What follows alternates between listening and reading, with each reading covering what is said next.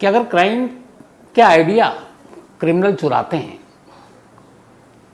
तो फिर उन्हें यह भी तो पता होता होगा कि पिछले क्राइम में जब किसी क्रिमिनल ने इस तरीके का कदम उठाया और उसके बाद वो पकड़ा गया, तो फिर ये चीज़ें मिस क्यों हो जाती हैं। अगर आइडिया आप उठा रहे हो तो आपको अंजाम भी उठाना चाहिए कि उसने ये किया था, तरीका ऐसा अपनाया लेकिन पकड़ा गया। ये मैं इसलिए कह रहा हूँ कि पिछले 9 महीने में अगर श्रद्धा की बात करें तो 18 मई को श्रद्धा का कत्ल हो चुका था, लेकिन खुलासा 14 नवंबर को हुआ 2022। मई में कत्ल हुआ, नवंबर में फिर से लाश मिली। ठीक, इसके बाद एक दूसरा अंजन दास इसी दिल्ली में, अंजन दास का कत्ल 30 मई को हुआ और खुलासा 28 नवंबर को हुआ। तो लगभग 6 महीने बाद फ्रिज खुला, दूसरी लाश निकली। अब तीसरी लाश पे आते हैं। कत्ल 9 और 10 फरवरी की रात को हुआ और फ्रिज खुला 14 फेब को, यानी कि कल वैलेंटाइन डे के दिन। अब इन तीनों की तारीखों को देखें तो एक चीज तो क्लियर है कि जब श्रद्धा का जब कत्ल हुआ और आफ्ताब ने किया तो उससे पहले फ्रिज का आइडिया किसी के पास नहीं था। जब दूसरा कत्ल हुआ अंजन दास का, तब भी अंजन दास के कातिलों माँ बेटे को यह नहीं मालूम था कि इससे पहले आफ्ताब ऐसा कर चुका है, क्योंकि खुलासा ही हुआ था नवंबर में और कत्ल हुआ था मई में। और यहाँ अंजन दास का भी कत्ल मई में हुआ और खुलासा हुआ नवंबर में। तो दोनों एक दूसरे के कत्ल के इस तरीके से अनजान थे। लेकिन जो तीसरा फ्रिज खुला और जो तीसरी लाश निकली, उसका कातिल 100% ये जानता था कि फ्रिज में लाश को कैसे छुपाया गया। उसे आफ्ताब और श्रद्धा की भी कहानी मालूम थी, उसे अंजन दास की भी कहानी मालूम थी। इस बात में कोई दो राय हो ही नहीं सकती। यानी कि इस तीसरे कातिल ने कहीं ना कहीं उस आइडिया को चुराया। लेकिन अगर चुराया तो फिर उसको ये भी पता होना चाहिए कि उन दोनों मामलों में क्या अंजाम हुआ। श्रद्धा के कत्ल में आफ्ताब पकड़ा गया, अंजन दास के कत्ल के इल्ज़ाम में उसकी बीवी और बेटे पकड़े गए। तो फिर वो कैसे बच सकता है, लेकिन फिर भी उसने ऐसा किया। तो इसीलिए मैंने शुरुआत इससे की थी कि अगर आइडिया आप चुराते हो तो फिर अंजाम भी पता होना चाहिए, और अगर अंजाम पता हो तो शायद आप क्राइम करने से बचें। आज की जो कहानी है वो दिल्ली की कहानी है, क्योंकि तीसरे फ्रिज से दिल्ली में तीसरी लाश निकली है। ये लाश 24 साल की एक लड़की निकी यादव की है। निकी यादव एक अच्छे घर की लड़की, पढ़ने लिखने वाली, और जो कातिल के तौर पर नाम सामने आया उसका नाम है साहिल। साहिल की उम्र भी 24-25 साल, वो भी एक अच्छे परिवार से पढ़ा लिखा, बाकायदा उसने फार्मा का कोर्स किया है। कहानी बेहद अजीब है, सोचकर भी अजीब लगता है कि एक शख्स जिस दिन उसकी सगाई है, दिन में सगाई होती है, और रात को अपनी गर्लफ्रेंड का कत्ल करता है। रात को कत्ल करता है, गर्लफ्रेंड की लाश को फ्रिज में छुपाता है, और उस फ्रिज जहाँ पे रखा हुआ उससे 700 मीटर की दूरी पर उसका घर है। फिर वो जाता है, शादी की तैयारी में जुट जाता है। फिर रात को उसकी बारात निकलती है, शादी करता है, 7 फेरे लेता है, और सुबह होने से पहले अपनी नई नवेली दुल्हन को लेकर उसी घर में आता है जिस घर से 700 मीटर की दूरी पर एक फ्रिज के अंदर उसकी गर्लफ्रेंड की लाश पड़ी है। ये दिल्ली की कहानी है, बहुत हद तक श्रद्धा से मिलती जुलती कहानी है। फ़र्क इतना है, पिछले 2 फ्रिज से निकली लाश और इस लाश में कि जो श्रद्धा की फ्रिज, जो लाश जब उसको खोला गया तो श्रद्धा की लाश के टुकड़े मिले। अंजन दास भी जिस फ्रिज में कैद था उसमें उसके लाश के टुकड़े थे। यहाँ जिस फ्रिज में निकी थी, उसकी सिर्फ ये थी कि लाश के टुकड़े नहीं हुए, और हो सकता है कि आगे चलकर उसके लाश के टुकड़े करता, क्योंकि उसे मालूम था इससे पहले ये क्या हुआ है। अब पूरी कहानी सिलसिलावार आपको बताता हूं। निकी यादव दिल्ली के बॉर्डर पर झज्जर एक इलाका है, वहां की रहने वाली, एक अच्छे परिवार की। पिता का कारोबार मोटर पार्ट्स का गुरुग्राम में। निकी को पढ़ाई लिखाई का शौक था, पहले वो डॉक्टर बनना चाहती थी। 12वीं तक की पढ़ाई उसने घर पर रहकर की।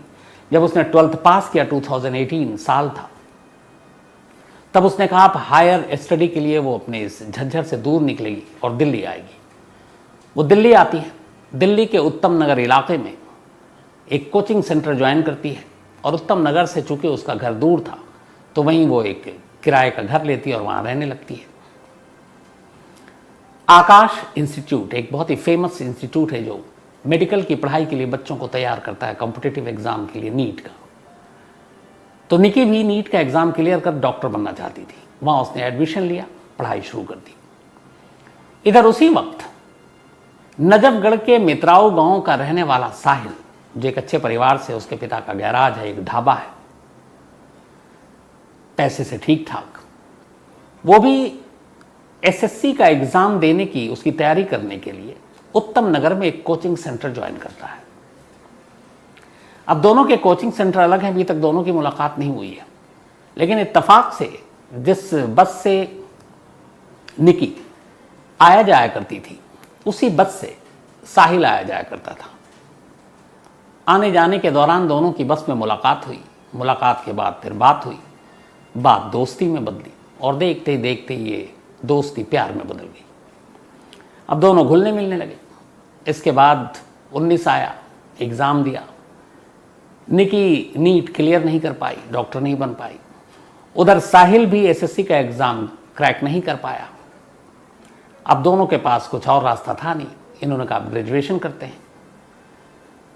तो साहिल ने ग्रेटर नोएडा में गलगोटिया यूनिवर्सिटी में एडमिशन लिया, फार्मा के कोर्स में। जब साहिल ने वहाँ एडमिशन लिया तो अब निकी ने भी कहा कि उसे भी पढ़ाई करनी है। अब उसने डॉक्टरी का तो सपना टूट गया, उसने कहा वो प्रोफेसर बनेगी, और उसी एम के साथ उसने उसी गलगोटिया में बीए इंग्लिश ऑनर्स में एडमिशन ले लिया। 19 की बात है। एडमिशन लेने के बाद अब दोनों एक साथ उसी यूनिवर्सिटी में पहुंच गए।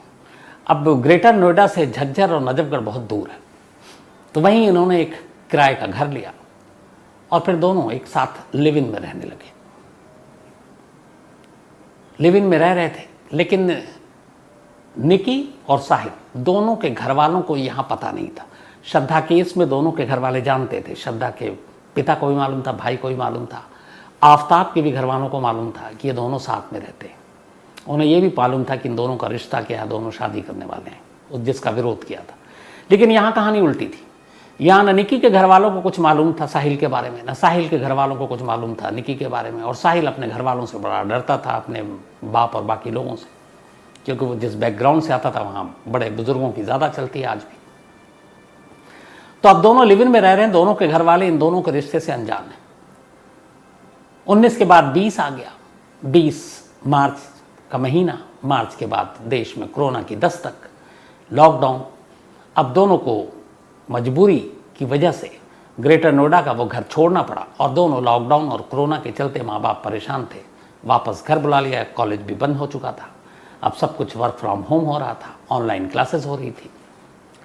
तो निकी भी वहाँ से अब ग्रेटर नोएडा से अपने घर पहुँच जाती है झज्जर, साहिल भी वहाँ से अपने घर पहुँच जाता है नजफगढ़। अब दोनों वहीं अपना ऑनलाइन क्लास, एग्ज़ाम सब चल रहा है, लेकिन फ़ोन पे और उस पे दोनों कांटेक्ट में हैं। और बीच में जब फिर लंबे अरसे के बाद लॉकडाउन ख़त्म हुआ, दोनों का मिलना मिलाना जारी, और ये सब कुछ चल रहा है। इसी बीच में फिर दोनों के रिश्ते इस तरह से चलते रहते हैं। कोरोना ख़त्म हो जाता है, 22 आते आते सब कुछ फिर नॉर्मल हो गया, दुनिया ढर्रे पर आ गई, कॉलेज खुलने लगे, ऑफलाइन क्लासेस अब शुरू हो गई। तो इसी के बाद फिर से अब निकी जो है वो उत्तम नगर के बिंदापुर में एक किराए पे घर लेती है और वहाँ स्टडी के नाम पर पढ़ने लगती है, वहीं रहती है। साहिल अब अपने घर पर है और साहिल अक्सर उससे मिलने आता है। उसने फार्मा का कोर्स कंप्लीट कर लिया, उधर उसने भी इंग्लिश ऑनर्स का कोर्स का फाइनल ईयर था शायद इसी साल। तो अब दोनों की मुलाकात होती रहती है, आना जाना लगा हुआ है। इसी दौरान अब साहिल के घर वाले उस पर शादी के लिए दबाव डाल रहे हैं। साहिल लगातार टाल रहा है, निकी के बारे में उसने कुछ बताया नहीं, अपने रिश्ते के बारे में।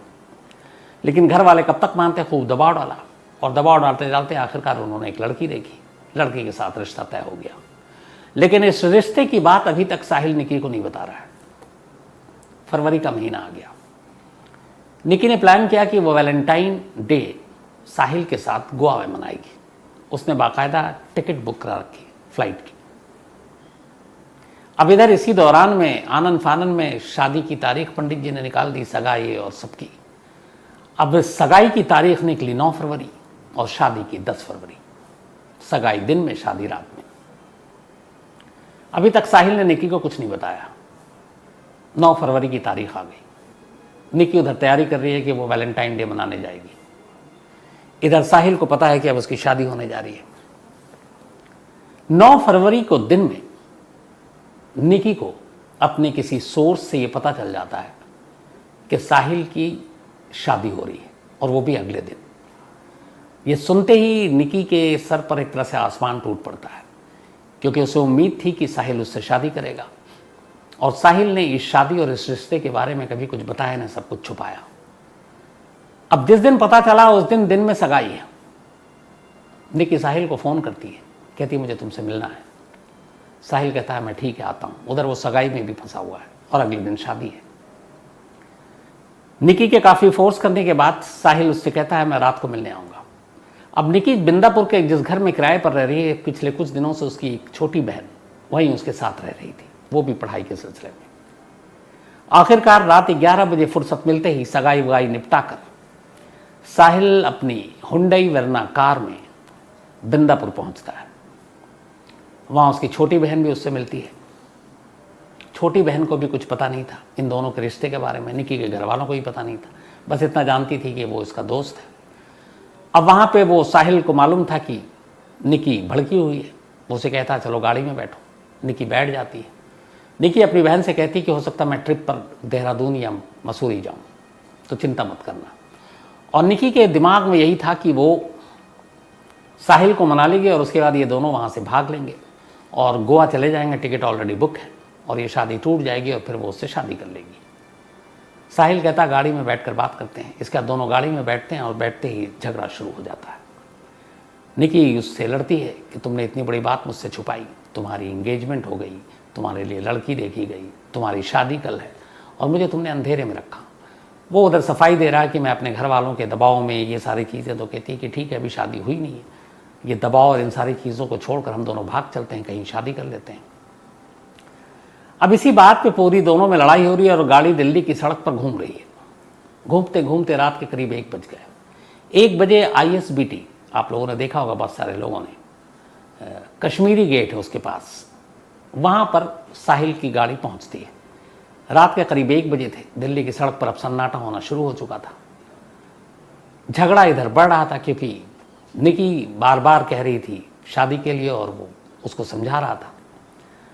आखिरकार इस दौरान में ये सारी चीज़ें होते होते जब ये वहाँ पर पहुँचे ISBT के करीब कश्मीरी गेट पर,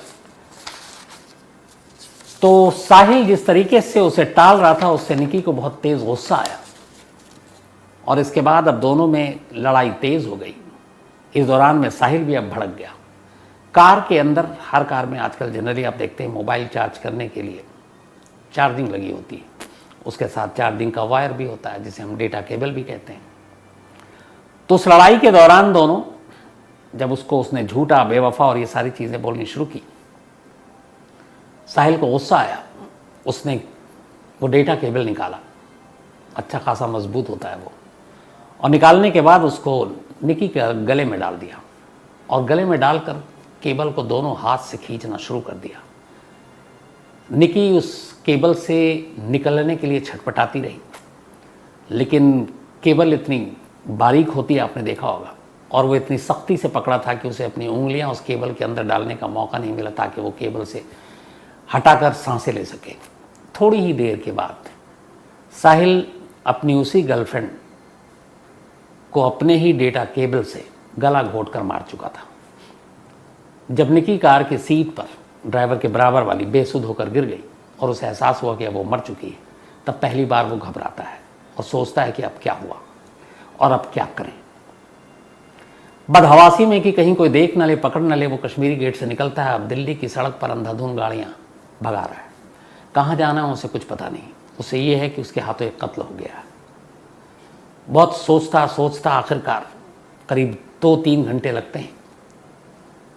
उसके बाद उसे ख्याल आता है कि नजफगढ़ में मित्राऊ गांव में उसके घर से 700 मीटर की दूरी पर उसका अपना एक ढाबा है जो पिछले 3 दिनों से बंद है, क्योंकि उसकी शादी की तैयारी के सिलसिले में ढाबा को बंद कर दिया गया था ताकि बाकी जो लोग हैं वो शादी के काम में हाथ बटा सकें।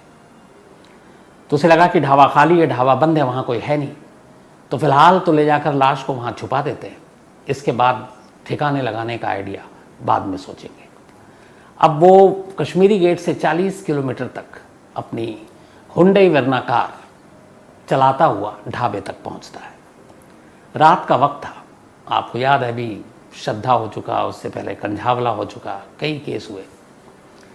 एक जगह पर भी किसी मोड़ पर, किसी नाके पर पुलिस की टीम ने साहिल को नहीं रोका, ना उसकी कार को रोकी कि भैया रात को इतने कहाँ जा रहे हो। कार की तलाशी नहीं ली कि कुछ गड़बड़ तो नहीं है, और उस कार में एक लाश है। तो एक लाश को लेकर वो 2-3 घंटे तक दिल्ली की सड़कों पर घूमता रहा और फिर कश्मीरी गेट से 40 किलोमीटर दूर पहुंचकर अपने उस ढाबे के अंदर जाता है, कार को वहाँ लगाता है। अब सोचता है क्या करूँ, तभी उसकी नज़र पड़ती है सामने फ्रिज पर। चूँकि ढाबा 3 दिन से बंद, फ्रिज भी बंद। वो लाश को निकालता है, लाश को निकाल कर उस फ्रिज के ट्रे को हटाता है, जो नीचे 2-3 ट्रे होते हैं, और उसमें निकी की लाश को ठूंस देता है। ठूंसने के बाद फ्रिज को बंद कर देता है और फ्रिज के दरवाजे के ऊपर एक रस्सी है उसकी, वो एक तरह से फ्रिज के दरवाजे को लॉक कर देता है।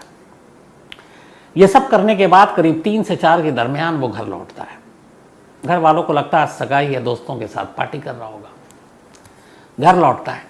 अब ये तारीख आ चुकी है जिस दिन उसकी शादी है, यानी उसने कायदे से जो कत्ल किया वो वक्त 1 बजे का था। तो अब 9 की जगह 9 फरवरी की रात की जगह 10 फरवरी की रात हो चुकी थी और 10 को ही उसकी शादी थी। 4 बजे ये सब कुछ करने के बाद वो घर पहुंचता है। घर जाने के बाद कुछ ऐसा जाहिर नहीं करता कि वो क्या करके आया। इसके बाद सुबह होती है, घर में पूरा शादी का माहौल, दूर दूर से मेहमान आए हुए, रिश्तेदार आए हुए हैं, अड़ोसी पड़ोसी सभी को दावत दिया गया है। और इसके बाद शाम को धूमधाम से बारात निकलती है। साहिल दूल्हा बनता है, घोड़ी चढ़ता है, बारात में जाता है, वहाँ 7 फेरे लेता है। फेरे लेने के बाद अपनी नई दुल्हन को लेकर घर आता है। और ये सब कुछ जब हो रहा था तब उसके घर से 700 मीटर की दूरी पर उसके ढाबे में, उसके फ्रिज में उसकी गर्लफ्रेंड निकिता की लाश पड़ी हुई थी। अब ये सब कुछ हो गया, कैलेंडर ने तारीख बदली, अगली तारीख आ गई। अब हुआ ये कि 24 घंटे बीत चुके थे। 9 फरवरी को निकली थी निकी अपने घर से, 10 फरवरी को शादी हो गई, 11 फरवरी। इस दौरान में अब उसने एक बार भी अपने घर पे फोन नहीं किया, और इससे पहले कभी ऐसा नहीं हुआ कि निकी ने अपने घर फोन ना किया हो। एक बार जरूर कहती थी मैं ठीक ठाक हूं, बिंदापुर में चूंकि वो अलग रह रही थी। तो निकी के पिता को थोड़ी टेंशन हुई, उन्होंने फ़ोन किया। निकी के साथ एक दोस्त भी थी, उसने कहा कि नहीं वो यहाँ बिंदापुर घर पे तो है नहीं।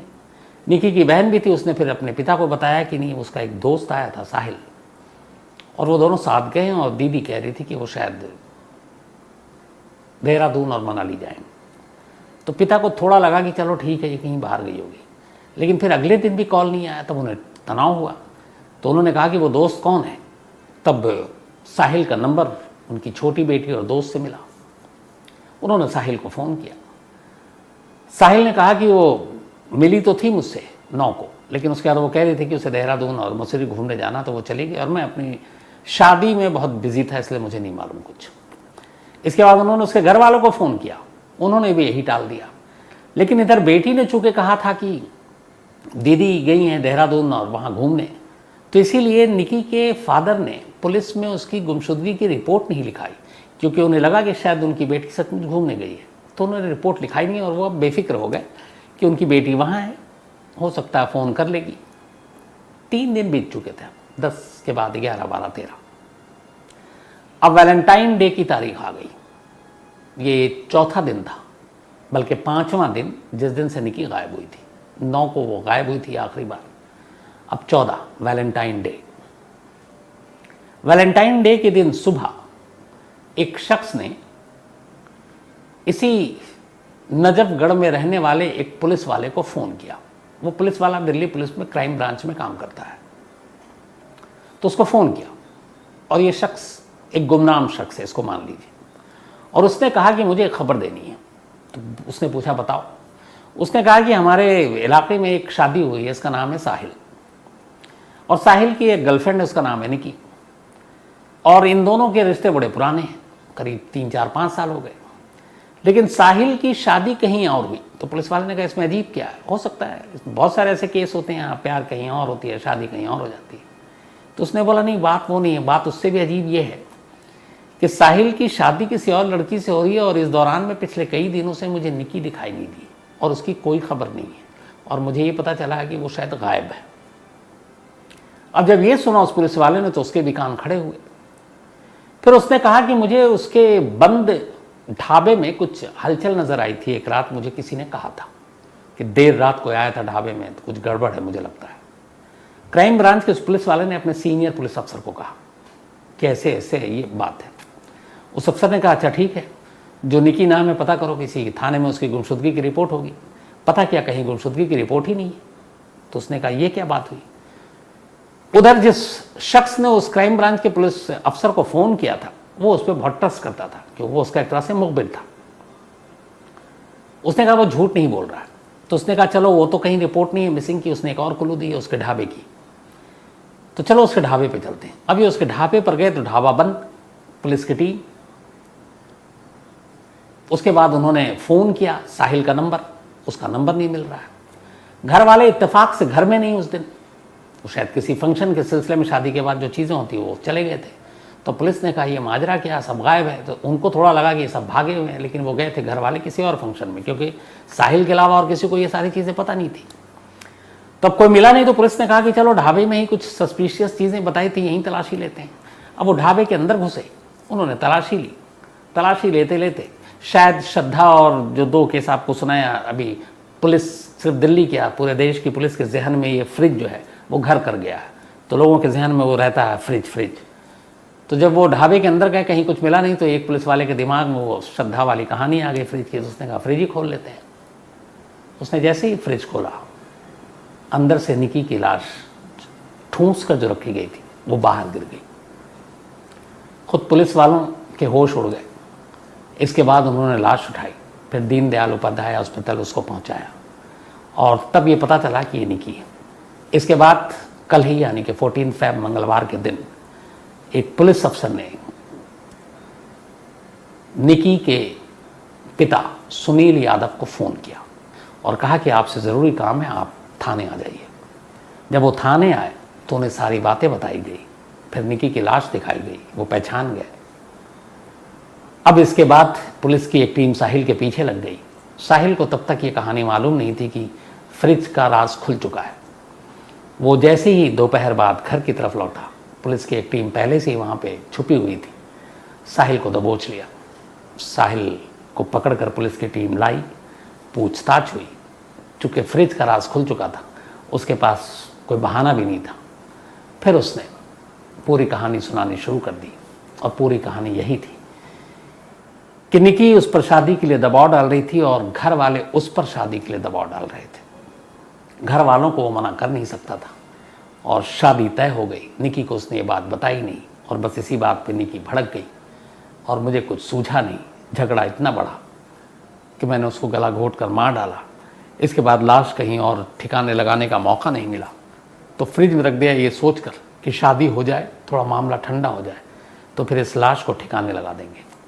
अब इस लाश को वो ठिकाने आफताब की तरह लगाता या फिर लाश को पूरी एक साबुत लाश को ले जाकर कहीं फेंक देता, इसका अभी खुलासा नहीं हुआ है। लेकिन कुल मिलाकर इस कहानी ने फिर वही चीज़, मैं शुरुआत में लौटूंगा कि अगर कत्ल के आइडिया चुराने वाले आइडिया चुराते हैं तो फिर अंजाम क्यों नहीं चुराते। अगर हर क्रिमिनल अंजाम भी चुरा ले तो शायद वो ऐसी चीज़ें ना करे, क्योंकि अंजाम यहाँ पर मैं ये कह रहा हूँ कि जिस तरीके से गुस्से में, जो साहिल का कहना उसने गला घोट दिया, लगभग ऐसे ही तो सेम किया था आफ्ताब ने। शाम को उसका भी झगड़ा हुआ और उसने गुस्से में गला घोट दिया और उसके बाद फिर वो सोचने लगा क्या क्या करना है। तो अगर आइडिया ही चुराना है तो फिर मुझे लगता है कि एक बार पहले अंजाम चुरा ले तो शायद कोई भी क्रिमिनल कॉपी करके इस तरह के क्राइम नहीं करेगा। तो ये थी अफसोसनाक कहानी दिल्ली के तीसरे फ्रिज से निकली। इस वीडियो के माध्यम से समाज में घट रही घटनाओं से लोगों को जागरूक करने के कार्य कर रहे हैं। इस वीडियो के उद्देश्य किसी को हाथ पहुंचाना नहीं है। इस वीडियो के पूरा क्रेडिट शाम ताहिर खान सर जी को जाते हैं। तो दोस्तों, आज के वक्त के जिस दौर से हम जी रहे हैं उसमें आने वाला पल किस शक्ल में हमारे सामने आएगा कोई नहीं जानते हैं। हाँ, अगर हम कुछ कर सकते हैं सिर्फ इतना, आने वाला पल की कदमों की आहट को जरूर नाप सकते हैं। इसमें हम आपकी मदद करेंगे क्राइम की दुनिया की हर छोटी बड़ी कहानी आप तक पहुंचाकर। तो फ्रेंड्स, हमें कभी भी गुस्से में कोई भी कदम नहीं उठाना चाहिए। हम गुस्से में कदम उठाने वाली चीज़ें हमें बाद में जाके ज़रूर पछताना पड़ते हैं और हमारे द्वारा किए गए कोई भी जुर्म उसकी भरपाई करना पड़ता है। वीडियो अच्छी लगी तो चैनल को सब्सक्राइब ज़रूर करें।